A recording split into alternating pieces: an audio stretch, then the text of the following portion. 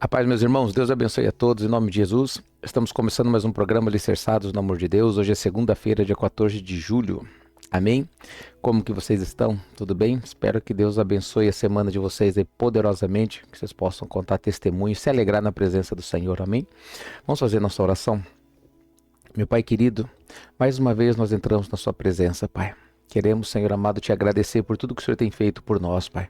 Pelo teu amor, pela tua misericórdia, pelo teu cuidado, Senhor. O Senhor é maravilhoso, Pai querido. O seu amor é maravilhoso, Pai. O seu conhecimento, Pai querido, é maravilhoso, Pai. O seu ensinamento, Senhor. Pai, perdoa-nos dos nossos pecados, perdoa-nos das nossas falhas, Pai. Ajuda-nos em nossas fraquezas, Pai.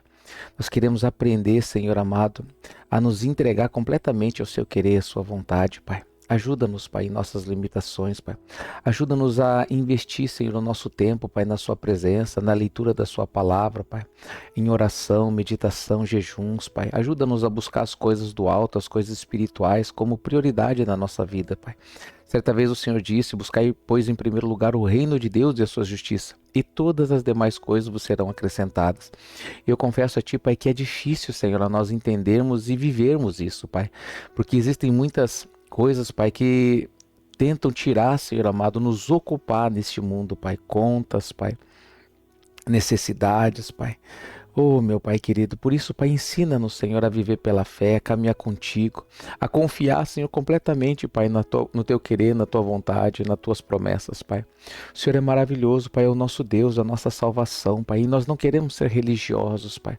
Nós não queremos, Pai, querido, aparentar ser o que não somos, Pai. Nós não queremos passar uma imagem de puros, de santos, Pai amado, de diferentes, melhores do que ninguém, porque realmente nós não somos, Pai. É o seu sangue que nos santifica, a sua misericórdia, Pai. E se há algum mérito na nossa vida, é o Senhor em nossas vidas, Pai. É a tua sabedoria, Pai.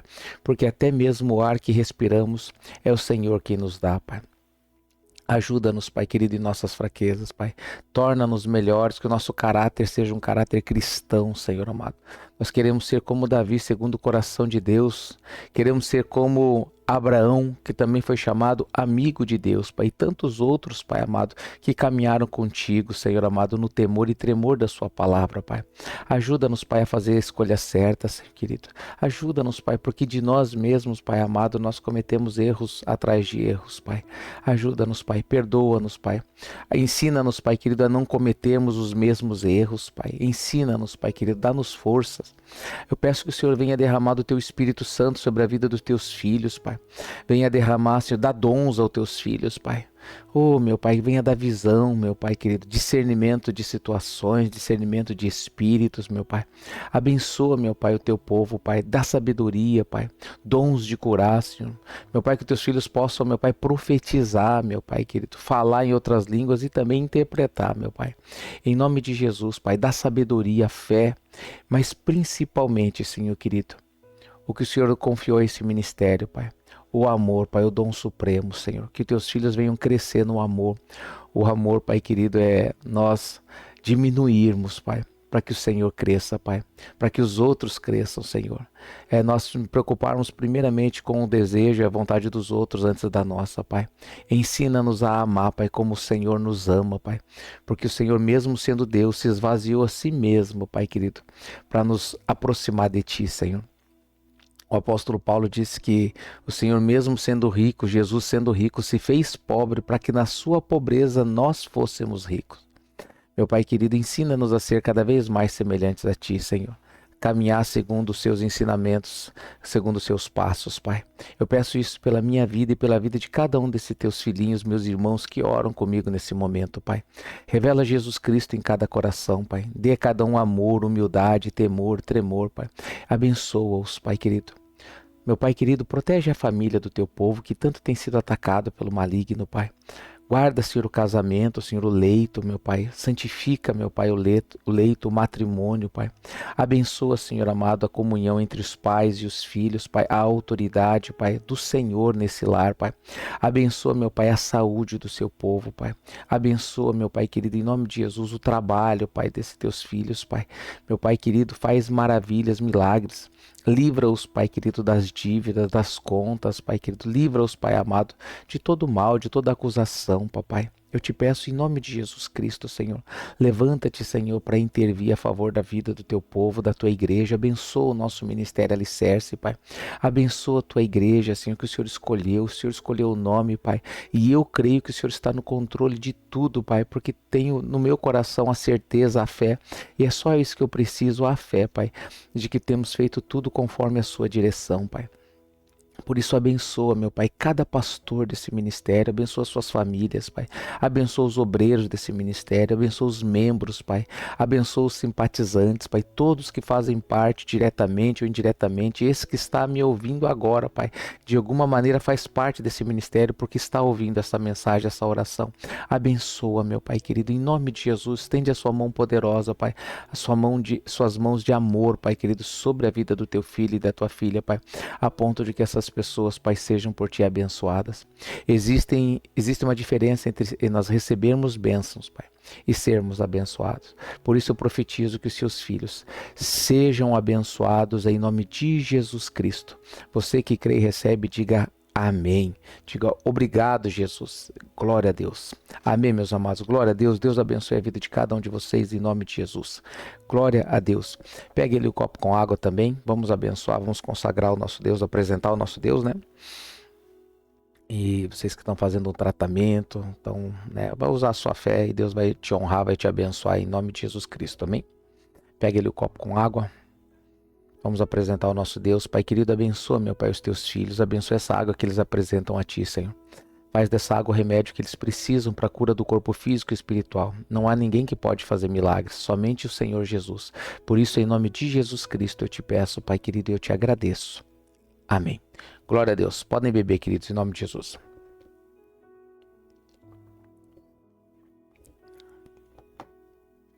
Glória a Deus. Amém, meus amados. De posse da bênção, de posse da vitória. Glória a Deus. Amém. Glória a Deus, queridos, tá? Estamos fazendo a leitura do livro, o segundo livro de Macabeus, queridos, tá? Quero pedir aos irmãos que curtam, que comentem, que compartilhem essa live, tá? Em nome de Jesus, aí fiquem à vontade. Se inscreva se você não é inscrito. Indique para mais alguém, se você puder, queridos. Se o Espírito Santo te lembrar de alguém, manda lá o link, né, para essa pessoa assistir também. E em nome de Jesus Cristo, né, que dessa maneira a gente venha evangelizar através também desse programa, tá bom, queridos? Ainda que nós estamos lendo um livro apócrifo, nós estamos aí falando das coisas concernentes ao reino de Deus, à vontade do Senhor, né, sempre assim. E também estamos lendo a palavra de Deus, queridos, né? A prioridade aqui é a palavra de Deus, as escrituras sagradas, né? E já fizemos uma leitura completa da Bíblia, tem na playlist do canal, se você quiser fazer uma leitura. O meu desejo era que as pessoas que querem fazer leitura têm muita dificuldade, então pode assistir o programa, né, devagarinho, uma vez por dia ou 2 vezes por dia, conforme tiver disponibilidade. Vai fazer a conclusão da leitura da Bíblia, né, com a Bíblia comentada. Então a gente lê e comenta, né, ali segundo a fé que Deus nos deu, tá bom? O entendimento e a sabedoria que Deus nos deu. Então você tem a playlist aí no canal, nós estamos lendo também livros separadamente, um pouco mais aprofundados, de todos os livros da Bíblia, né? E também alguns livros apócrifos, tá? Muito interessantes, como o livro dos Justos, né? O livro de Jasser, o livro de Enoque, primeiro, segundo e terceiro livro de Enoque também, nós temos playlist aqui, e outros livros também muito importantes, como esse do Macabeus, queridos, né? Macabeus, ele não é um livro inspirado, mas é um livro historicamente muito bem conceituado, né? É um livro historicamente bem recebido, tá bom, queridos? E como tudo que nós lemos aí, nós peneiramos, né? Aquilo que serve, nós tomamos posse, né? E aquilo que não faz sentido, nós não descartamos, né? Colocamos num lugarzinho na nossa mente aí para amanhã depois nós concluirmos o nosso pensamento sobre essas coisas, né? E não rejeitamos só porque a gente não entende também, queridos. Não é assim que funciona, né? Em nome de Jesus. Glória a Deus. Amém. Queridos, quero lembrar vocês que é um programa gravado, tá? Estou gravando hoje, dia 14 mesmo. Mas estou gravando um pouco mais cedo, tá? Por causa de um compromisso à tarde, mais à noite, então estou gravando um pouquinho mais cedo, tá? Então quero pedir que os irmãos comentem e eu vou estar vendo com carinho, né, os comentários ali. E depois amanhã estamos ao vivo novamente, tá bom, queridos? Mas eu tenho certeza que Deus vai ministrar no nosso coração. Em nome de Jesus. Vamos lá. Antíoco Epífanes e a propaganda helenista. Abusos de Simão. Capítulo 4. O referido Simão, que tinha sido delator do tesouro do templo e da sua terra natal, continuava caluniando Onias. Lembra que nós lemos sexta-feira, né, queridos? E que o poder de Deus se manifestou ali no templo, né, a respeito dos dízimos e as ofertas, né? Que interessante isso, né? E aqui mais uma vez, ó. Então o Simão ele não parou, é o que está nele, né? Que tinha sido relator do tesouro do templo e da sua terra natal, continuava caluniando Onias, como se este houvesse instigado Eliodoro e fosse o causador desses males. Assim ousava chamar de conspirador contra a ordem pública aquele que era o benfeitor da cidade, o protetor da sua gente e fervoroso cumpridor das leis. Essa hostilidade cresceu a tal ponto que até assassinatos foram cometidos por alguns daqueles que eram partidários de Simão. Você vê que isso né, se repete, né? Que hoje não é diferente, né? As pessoas falam ainda sobre o que se fala nas redes, né? E isso é criminoso, induz algumas coisas erradas, mas você vê que um lado ele é bem pacífico, né, meus amados? E um outro lado tem um lado que tem manifestação de quase 1 milhão ou mais de 1 milhão de pessoas e não tem um papel no chão, né, jogado no chão. A contrapartida você vê às vezes outro que a sujeira é grande, o número de incidentes policiais também é bem, né, chama bastante atenção, né? E fora os atos, né, de violência, né, queridos?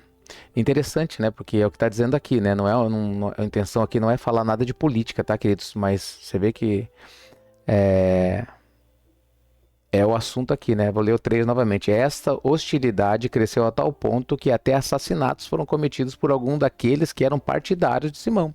Foram cometidos por quem? Por quem era partidário dele, ó. Considerando então o perigo dessa rivalidade e vendo que Apolônio, filho de Menesteu e governador da Celecíria e da Fenícia, ainda fomentava a maldade de Simão, Onias foi ter com o rei, e isto não como acusador de seus concidadãos, mas tendo em vista o interesse comum e individual de toda a população, pois ele estava percebendo que sem uma intervenção do rei não era mais possível alcançar a paz na vida pública, nem Simão haveria de pôr termo à sua loucura. Então ele pediu ajuda pelo rei. Eu estou rindo porque estou fazendo comparação, né, queridos? Tem gente que foi lá para fora pedir ajuda, né, de países de fora porque já não tem mais o que fazer ser feito aqui, né? Jasão introduz o helenismo. Entretanto, Seleuco morreu, e Antíoco, cognominado Epífanes, subiu ao trono. Foi quando Jasão, irmão de Onias, começou a disputar o cargo de sumo sacerdote. Numa audiência, prometeu ao rei 360 talentos, 12 toneladas de prata e ainda de outras rendas, mais 80 talentos, quase 3 toneladas. Além disso, prometeu-se a passar para o rei outros 150 talentos, 5 toneladas, se lhe fosse concedido pela autoridade real estabelecer uma praça de esportes e uma escola para jovens, além de inscrever os habitantes de Jerusalém como cidadãos de Antioquia. Obtido o consentimento do rei, Jasão tomou posse do cargo e logo começou a fazer os seus irmãos de raça adotarem o estilo de vida dos gregos. Helenista, né?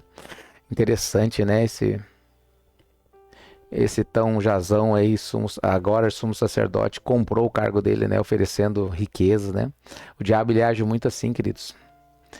Mas não tem como ser bênção, né, queridos? Quando é comprado, quando é feito de maneira... Espiritualmente não pode ser. O sumo sacerdócio não é um cargo, queridos, comum, é um cargo espiritual. O sacerdócio é escolhido por Deus. Hoje eu vejo muito isso nos pastores, queridos. Pastor, a gente não sei... eu quero ser pastor, eu vou ser pastor, né? Eu vou fazer um curso. Você pode fazer um curso para ser teólogo, não para ser pastor, né? Qualquer um pode ser teólogo, mas pastor só quem tem um chamado de Deus, queridos. É só para quem chamou. Obreiro a mesma coisa, não é qualquer um que pode ser obreiro.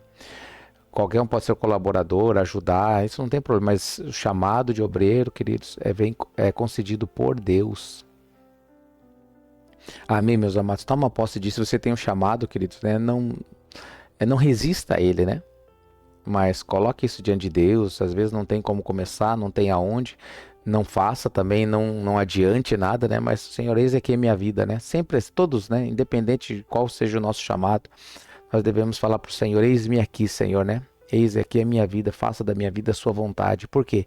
Porque nós cremos que a vontade do Senhor é boa, é perfeita e agradável. Glória a Deus, queridos. Então vamos lá, versículo 10 novamente. Obtido o consentimento do rei, o Jazão, o sumo sacerdote, tomou posse do cargo e logo começou a fazer os seus irmãos de raça a adotar o estilo de vida dos gregos, né? Então ali também vem aquela questão da língua, né? A língua franca, né? O grego era língua franca, né? Por isso que eu acredito, queridos, que Jesus se chamava Jesus mesmo, tá? E não Yeshua ou Yahusha, né? Ou qualquer outro nome, né? Yahusha, Yeshua e Jesus, só que não tinha J, tá, queridos? No grego não tem o J, então era o I, né? Jesus. Versículo 11. Suprimiu os privilégios reais benignamente concedidos aos judeus por intermédio de João, pai de Eupólemo, o mesmo que depois chefiou a embaixada com o objetivo de estabelecer amizade e aliança com os romanos. E abolindo as instituições legítimas dos judeus, introduziu costumes depravados. Ele não era chamado para sumo sacerdote, então ele ia fazer o quê? O que ele tinha sido chamado para fazer, né? Maldade. Versículo 12. Imediatamente construiu a praça de esportes, logo abaixo da cidadela, e constrangendo os melhores dos jovens, conduziu-os ao uso do chapéu chamado pétaso. Chegaram-se assim ao auge do helenismo, a exaltação do estilo de vida dos estrangeiros por causa da inaudita contaminação de Jazão, esse ímpio e não sumo sacerdote. Os próprios sacerdotes já não se mostravam dedicados à função do altar, antes desprezando o templo e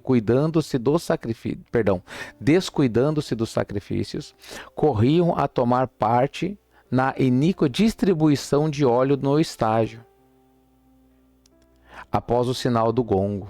Assim não davam mais valor às tradições nacionais, achando muito mais importante as glórias gregas. Por esse motivo, uma perigosa emulação os dominava.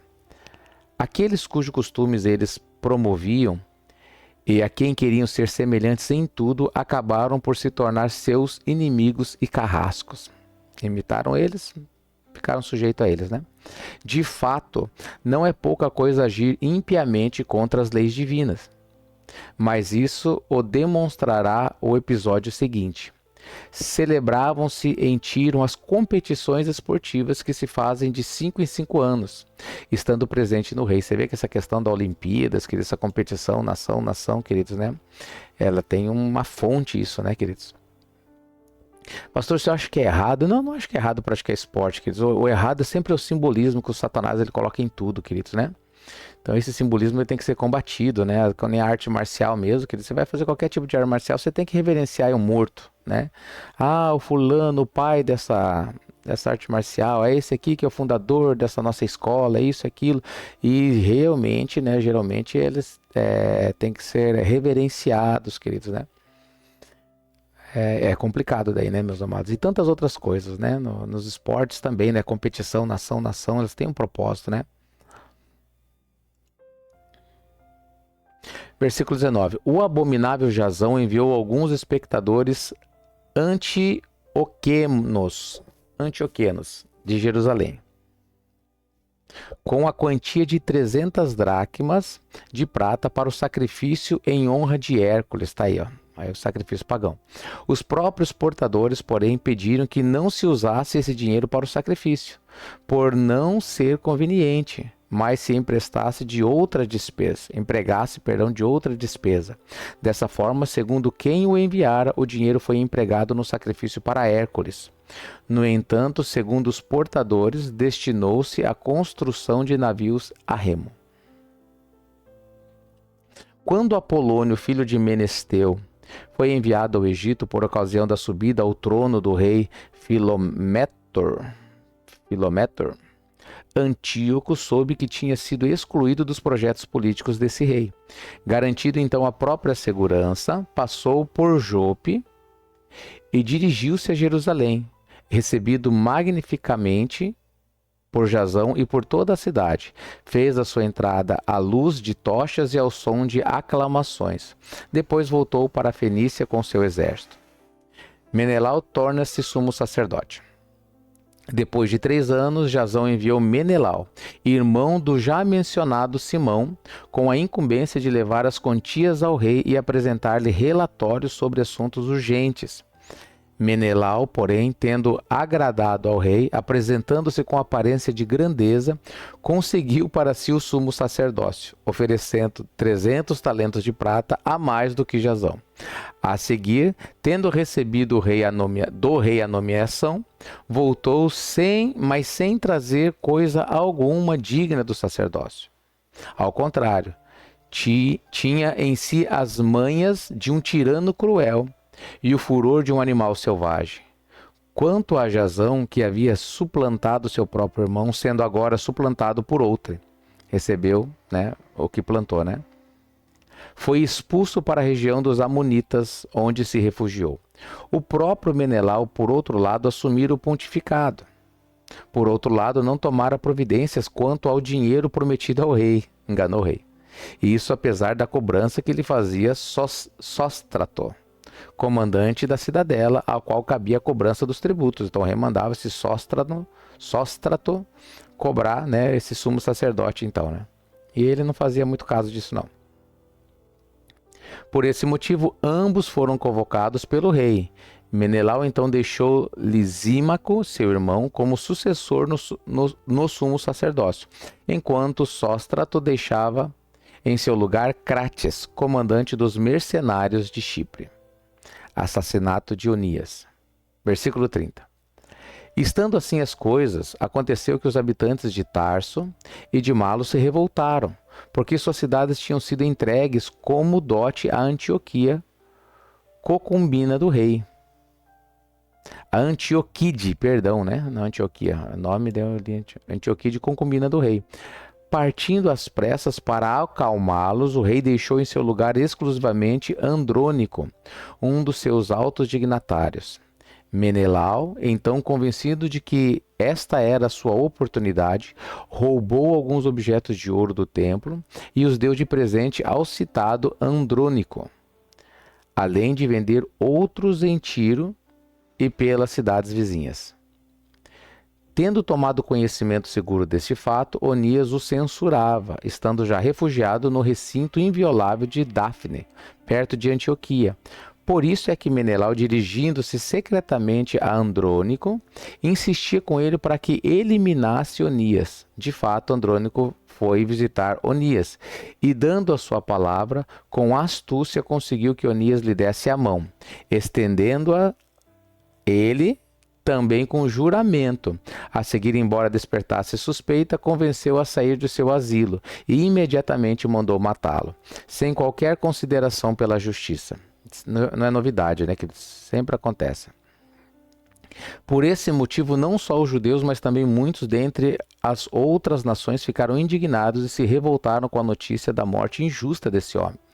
Quando o rei voltou das regiões da Cilícia, foi ter com ele os judeus da capital, junto com os gregos que também se queixavam da violência, reclamando de que Onias tinha sido morto sem motivo. Antíoco ficou profundamente contristado e lastimado. O fato chegou a derramar lágrimas por causa da sabedoria e grande moderação do falecido. A seguir, vivamente indignado, mandou despojar Andrônico da sua púrpura e rasgar-lhe as vestes. Depois fez que o conduzisse por toda a cidade, até o lugar exato onde ele havia cometido a sua impiedade contra Onias.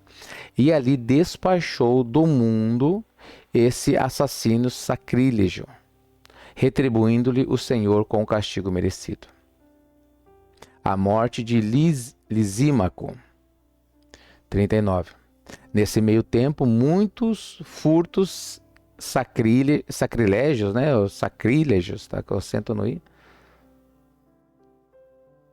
É sacrilégios, Sacrílegos. Palavra nova. tinha sido cometido por Lisímaco em Jerusalém, por instigação de Menelau. Tendo-se espalhado a notícia, a multidão se ajuntou contra Lisímaco, quando já muitos objetos de ouro tinham sido levados, desviados.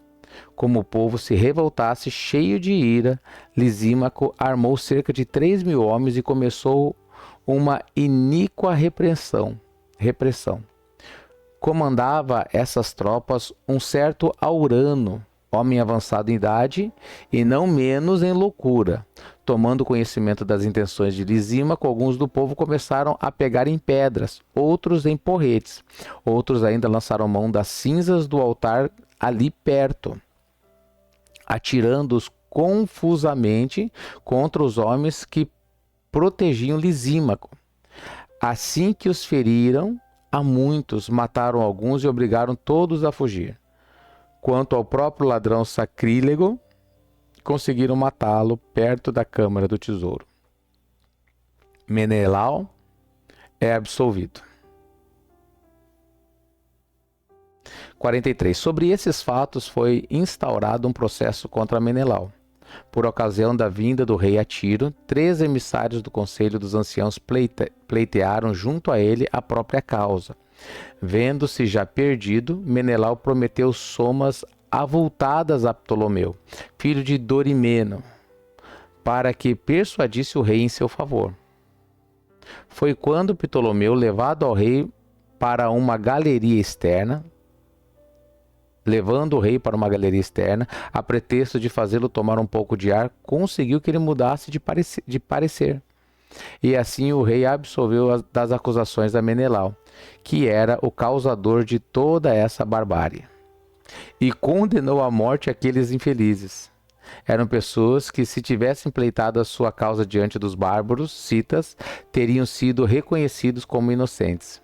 A injusta condenação foi imediatamente executada contra aqueles que tinham apenas procurado defender a cidade, o povo e os objetos sagrados. Por esse motivo, até os habitantes de Tiro, indignados com tal perversidade, providenciaram magnificamente o necessário para os seus funerais. Quanto a Menelau, graças à ganância dos poderosos, prevaleceu no poder, crescendo em maldade e tornando-se o pior adversário dos seus concidadãos. Misericórdia, né, queridos? O dinheiro é a raiz mesmo de muitos males, né? O amor ao dinheiro é a raiz de muitos males, talvez de todos, né? Segunda campanha de Antíoco IV no Egito.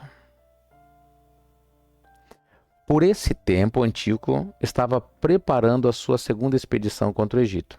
Aconteceu então que durante quase 40 dias apareceram correndo pelo ar cavaleiros com vestes douradas, armados de lança, organizados em pelotões e empunhando espadas. Viam-se esquadrões de cavalaria em formação cerrada, ataques e contra-ataques de um e de outro lado, movimentos de escudo e multidão de lanças, arremessos de dardos e cintilações dos ornamentos de ouro, enfim, couraças de todo tipo. Por isso todos suplicavam que essa aparição fosse de bom agouro. Ataque de Jasão e repreensão de Epífanes. Tendo surgido o boato de que Antíoco havia morrido, Jasão tomou consigo não menos de 1.000 homens e de surpresa atacou a cidade. Que luta, né, queridos? Que bagunça que era, né? Todos os reis ali que estavam debaixo ali ali era a Grécia que era o rei, mas tinha outros que não estavam sempre lutando, né, contra eles. Era uma luta complicada ali, né? Não era vida fácil de rei, não, né? Ah, o imperador, tirando ali a Babilônia, queridos, né? Que parece que foi o primeiro grande império ali, né? Tinha um domínio muito grande sobre todas as nações mesmo, né? Depois foi virando bagunça sobre bagunça, né, queridos?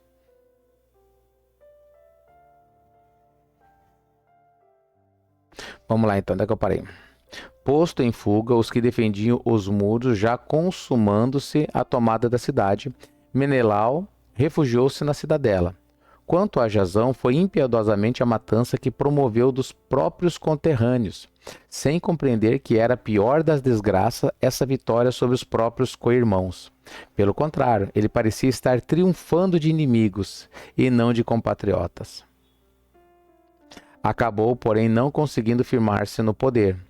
O resultado foi a humilhação que lhe veio por causa da sua revolta e a fuga novamente para a região dos Amonitas. Por último, tocou-lhe uma sorte infeliz. Aprisionado por Aretas, rei dos árabes, teve que fugir de cidade em cidade, expulso por todos, detestado como apóstata das leis e execrado como algoz de sua pátria e de seus concidadãos. E afinal, enxotado para o Egito. Assim, aquele que havia banido tantos de sua pátria veio a perecer no exílio. De fato, dirigia-se aos espartanos com a esperança de aí encontrar abrigo, em razão do comum parentesco. E ele que havia deixado tanto sem sepultura morreu sem ser chorado nem sepultado, e sem poder compartilhar da sepultura de seus antepassados. Deus continua sendo Deus, né? Antíoco saqueia o templo e volta a Antioquia. Chegando ao rei Antíoco a notícia desses fatos, ele concluiu que a Judéia estava abandonando a aliança feita.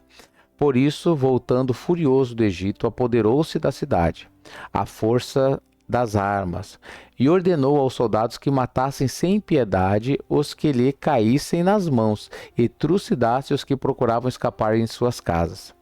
Houve assim uma terrível matança de jovens e de velhos, massacre de mulheres e seus filhos, extermínio de moças e de crianças. Misericórdia, né, queridos? No espaço de 3 dias, desses 3 dias, você vê que eram aliados, já não são mais, né, queridos? E o povo de Deus sofria muito, né? Ah, mas foi o Jazão, não foi, queridos, né? A questão é o povo deixa de Deus, deixa de buscar Deus, queridos. Nós como igreja, nós temos que sempre estar buscando a Deus, orando a Deus, queridos, né? E não temer daí a morte, meus amados, né? Porque nós sabemos que a morte não é o fim, né? Deus nos deu essa revelação em Jesus Cristo. Mas Deus, Ele abençoa, queridos, Ele cumpre o seu propósito, que é bom, perfeito e agradável.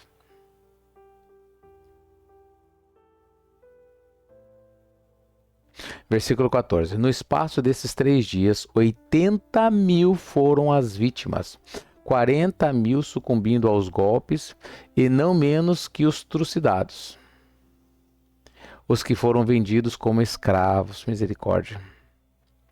E não contente com isso, Antíoco teve a audácia de penetrar no templo mais santo de toda a terra, tendo por guia Menelau, esse traidor das leis e da pátria. Com as mãos criminosas tocou nos vasos sagrados e as oferendas dos outros reis, ali depositadas para engrandecimento, glória e honra do santo lugar. Surrupiou-as com suas mãos sacrílegas. Tal foi a arrogância de Antíoco que não se dava conta de que era por causa dos pecados dos habitantes das cidades que o Senhor ficara um pouco irritado. Era por isso que acontecera essa sua indiferença para com o lugar santo. De fato, se eles não tivessem envolvido tantos pecados, se tivesse envolvido em tantos pecados, também esse homem, ao dar o primeiro passo, teria sido imediatamente barrado de sua audácia e chicotadas, como acontecera com Eliodoro. Você vê que diferença, né, queridos? Ele foi lá e mexeu e Deus não agiu, mas também tinha muito a ver com os pecados do povo. E o Eliodoro, né? O Eliodoro, nós vimos ali na sexta-feira que um anjo foi lá e pegou ele de pancada, né? Enviado pelo rei Seleuco para fiscalizar o tesouro. Contudo, não foi por causa do lugar que o Senhor escolheu a nação, mas sim por causa da nação, o lugar. Por isso é que o lugar, havendo participado das desgraças acometidas ao povo, tomou parte depois em suas venturas. E abandonado enquanto durou a cólera do Todo-Poderoso novamente pela reconciliação do grande soberano. Foi restaurado em toda a sua glória. Quanto a Antíoco, depois de ter carregado do templo 1.800 talentos, partiu às pressas para Antioquia. Na sua soberba e na exaltação do seu coração, ele imaginava-se capaz de navegar em terra firme e de caminhar no meio do mar. Entretanto, incumbido de maltratarem a nação, deixou alguns superintendentes no país, em Jerusalém. Filipe, frígio de raça, e índole mais bárbara ainda que aquele que o nomeou. No monte Gerizim, ou Gerazim, né?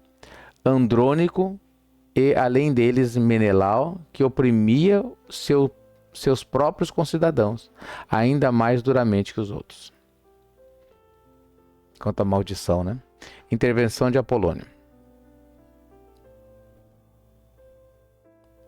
O rei enviou ainda o comandante-chefe, Apolônio, com um exército, cerca de 22.000 homens, com a ordem de trucidar todos que estavam na força da idade e vender como escravos as mulheres e os mais jovens. Chegando, pois, a Jerusalém e aparentando intenções de paz, Apolônio esperou até o santo dia do sábado. Depois, surpreendendo os judeus em repouso, ordenou que seus soldados desfilassem com suas armas. Então, aos que haviam saído para apreciar o espetáculo, massacrou-os todo. Que história, né, queridos? E ainda entrando o exército na cidade, abateu imensa multidão. Judas, porém, chamado também Macabeu, fugira para o deserto com outros 9 homens, passando a viver como animais selvagens nas montanhas. Resistiam alimentando-se apenas de ervas, evitando tudo que pudessem torná-los impuros. Perseguição religiosa, os mártires. Instalação dos cultos pagãos. Capítulo 6. Não muito tempo depois, o rei enviou um seu delegado ateniense com a missão de forçar os judeus a abandonar as leis dos seus antepassados. Tudo se renova, né? Voltou de novo da mesma maneira que estava, foi tudo mudado, Deus abençoou, queridos, e agora voltou para a mesma situação novamente. Que interessante, né, queridos, esse ciclo, né? A gente vê lá em Eclesiastes, né, o Salomão falando, né, nada é novo, tudo que existe já foi, né? Então tudo já fez, já aconteceu, queridos. Esses ciclos eles vão voltando, né? Porque o povo parece que ele comete os mesmos erros, eles esquecem e daqui a pouco eles estão cometendo os mesmos erros.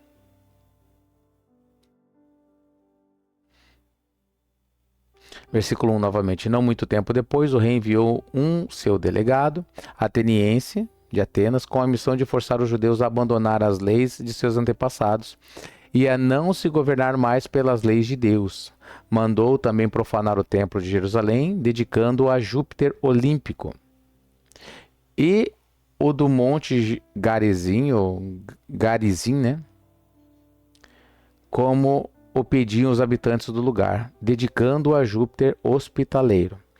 Terrível e intolerável para todos, esta enxurrada de males, pois o templo ficou repleto de devassidão e das orgias dos pagãos, que aí se divertiam com prostitutas e nos pórticos sagrados mantinham relações com as mulheres, além de levarem para dentro o que não era lícito. O próprio altar estava repleto de oferendas proibidas, reprovadas pela lei. Não se podia celebrar o sábado, nem guardar as festas tradicionais, nem simplesmente se declarar judeu. Era-se conduzido com amarga violência ao banquete sacrificial que se realizava cada mês, no dia aniversário do rei. E ao chegarem as festas de Dionísio, era-lhe obrigado a acompanhar a procissão em honra desse deus, com ramos de Hera na cabeça. Além disso, por sugestão dos habitantes da Ptolomaida, foi publicado um decreto para as cidades gregas vizinhas, a fim de que nelas se procedessem da mesma forma contra os judeus, obrigando-os aos sacrifícios. Quanto aos que não aceitassem passar para os costumes gregos, que os matassem. Podia-se prever a calamidade que estava para começar. Assim, 2 mulheres foram denunciadas por terem circuncidado seus filhos. Os próprios judeus denunciavam também, né, queridos? Depois de fazê-las percorrer publicamente a cidade com os filhinhos no colo, lançaram-na muralha abaixo. Outros haviam se reunido em cavernas vizinhas para aí celebrarem às escondidas o sábado. Denunciados a Filipe, foram entregues a chamas, não ousando por motivo religioso esboçar qualquer reação pela glória do santíssimo dia. Misericórdia, queridos. Sentido providencial da perseguição.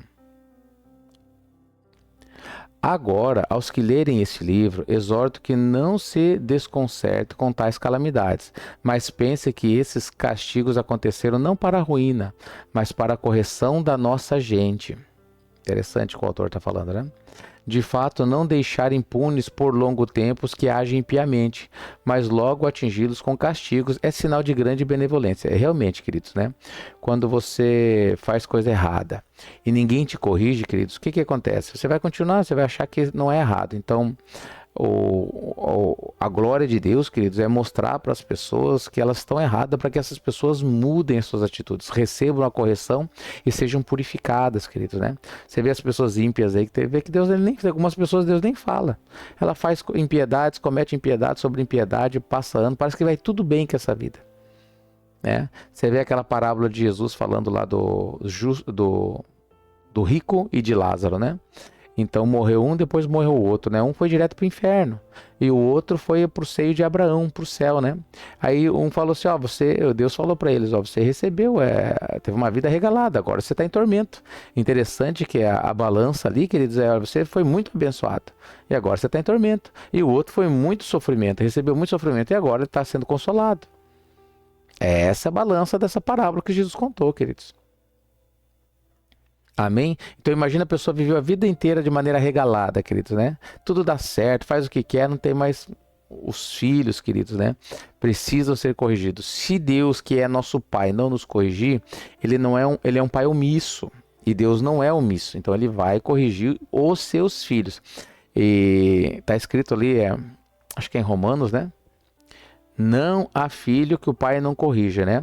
Não Deus açoita todo filho que recebe. E diz mais, ó, mas se você está sem correção, de qual todos têm se tornado participantes, logo sois bastardos e não filhos. Então Deus não corrige os bastardos, mas os filhos Deus corrige. Os judeus, eles têm essa promessa de filhos, de paternidade. Então por isso tanto o sofrimento dos judeus e a dificuldade também que eles têm de aprender, queridos, né? Que isso tudo sirva de exemplo para mim e para vocês, para que a gente possa lutar contra os erros e buscar cada vez mais agradar ao nosso Deus e não cair nos mesmos enganos, né? Na mesma mentira de Satanás. Amém, queridos? Toma posse desse entendimento em nome de Jesus. Versículo 14, ó. Pois não é como as outras nações que o Senhor espera com paciência para puni-las, quando elas chegarem ao cúmulo de seus pecados. Realmente, né, queridos? A medida da iniquidade dos amorreus chegou até o cúmulo, até o limite, Deus falou para Abraão, né? Assim conosco, ele decidiu castigar-nos sem esperar que os nossos pecados chegassem ao extremo. Por isso jamais retirou de nós a sua misericórdia. Ainda quando corrige com desventuras, ele não abandonou seu povo. Bastem essas observações como advertência. Em poucas palavras, voltamos à narrativa. Então, queridos, o narrador, ele previu que eu e vocês poderíamos estar pensando, puxa vida, por que Deus permite? Porque o diabo, eles que falam, não é o povo de Deus, por que estão sofrendo tanto? Nem adorar eles podem mais, porque tem leis que não podem. Mas lembra que não podiam e Deus levantou os macabeus ali para mudar essa situação e mudou. Só que o povo aprendeu? Não aprendeu. É forte isso, queridos. É forte isso. Por que nós temos hoje, por exemplo, o presidente que nós temos aqui? Porque o povo, no geral, merece, queridos. Não existe autoridade que não proceda de Deus.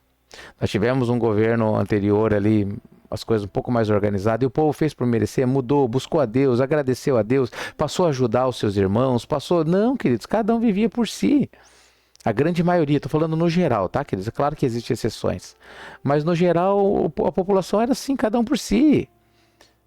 As pessoas eram indiferentes. Não sei o que, fulano. Mas eu acho que esse não é bom, mas aquele também não é bom, né? Vou me isentar, vou fazer. Cada um fazia, ou seja, eles não entenderam, queridos. Deus nos abençoa, meus amados. Tem propósito a bênção de Deus na nossa vida, tá? Então, se você é rico, financeiramente rico, ajude as pessoas, ajude a obra de Deus, seja fiel a Deus, queridos. Se você tem sabedoria, ajude, queridos, ajude as pessoas com sabedoria. Se você é usado para dar conselhos, sabe dar bons conselhos, faça isso no temor do Senhor, queridos. Se você tem ajuda para ouvir, tem pessoas que têm dom para ouvir. Tem gente que não tem paciência para ouvir. Tem gente que tem dom para ouvir. Você para, vai falar, a pessoa escuta, escuta, escuta. É dom. Então fala, glorifique a Deus. Entenda que é teu ministério, queridos, né? Seja em qualquer situação, meus amados, né? Veja que Deus tem uma obra para a tua vida. Procure saber qual que é ela. Qual é ela, né? E assuma o seu ministério, queridos. Glorifique a Deus. Vamos lá, versículo 14. Pois não é como as outras nações que o Senhor espera com paciência para puni-las, quando elas chegam ao cúmulo dos seus pecados. Assim conosco, né? Ele decidiu castigar-nos sem esperar que os nossos pecados chegassem ao extremo. Por isso, jamais retirou de nós a sua misericórdia, é verdade. Ainda quando nos corrigia com desventuras, coisas que eles não queriam passar. Ele não abandona seu povo. Bastem essas observações como advertência. Em poucas palavras, voltemos à narrativa. O martírio de Eleazar. Eleazar era um dos mais eminentes escribas, homem de idade avançada, mas com o rosto de traços ainda belos. Queriam obrigá-lo a comer carne de porco, forçando-o a abrir a boca. Misericórdia, queridos, né? Os judeus não comem carne de porco. É pecado, né? E eles queriam forçar ele a comer. Eu acho que deve ser semelhante forçar você, às vezes, ou nós, comer carne de cachorro, né? É abominável. Mas ele, preferindo morte gloriosa à sua vida em desonra, encaminhou-se espontaneamente para o suplício. Antes, porém, cuspiu, tal como deveria fazer os que têm a coragem de rejeitar aquilo que não é lícito comer. Nem por amor à própria vida. É melhor morrer do que pecar, queridos. Não é que a gente vai tirar a nossa vida, mas agora ou você nega de Cristo ou você vai morrer. Então eu prefiro morrer, porque negar Cristo não tem como, né? Os que presidiam esse ímpio sacrifício, tomando a parte, pediram-lhe, pela antiga amizade com ele, que mandasse vir carne permitida, que ele mesmo tivesse preparado, fingindo comer a carne sacrificial prescrita pelo rei. Ou seja, vou comer uma carne permitida, e daí você fala para o rei que era carne de porco. Assim, agindo, ficaria livre da morte e gozaria da benevolência. Falar para ele, né? Faça isso. Deles, não. Graças à antiga amizade que os unia. Eleazar, porém, tomou uma nobre resolução digna de sua idade, do prestígio que lhe conferia a velhice, da cabeleira branca adquirida com honra, da conduta excelente desde a infância e digna, sobretudo, da santa legislação estabelecida por Deus. E coerentemente respondeu aos que mandassem logo para o mundo dos mortos. E continuou: não é digno da nossa idade o fingimento. Isso levaria muitos jovens a se persuadirem de que Eleazar, aos 90 anos, passou para os costumes pagãos. E por causa do meu fingimento, por um pequeno resto de vida, eles seriam enganados por mim, enquanto de minha parte eu só ganharia mancha e desprezo para a minha velhice. De resto, se no presente eu escapasse da penalidade humana, não conseguiria nem vivo nem depois de morto fugir das mãos do Todo-Poderoso. Essa é a palavra de quem conhece a Deus, queridos. Por isso, partindo da vida agora, com coragem, eu me mostrarei digno da minha velhice. E aos jovens deixarei o exemplo de como se deve morrer honrosamente, com prontidão e valentia, pelas veneráveis e santas leis. Dito isto, encaminhou-se decididamente para o suplício.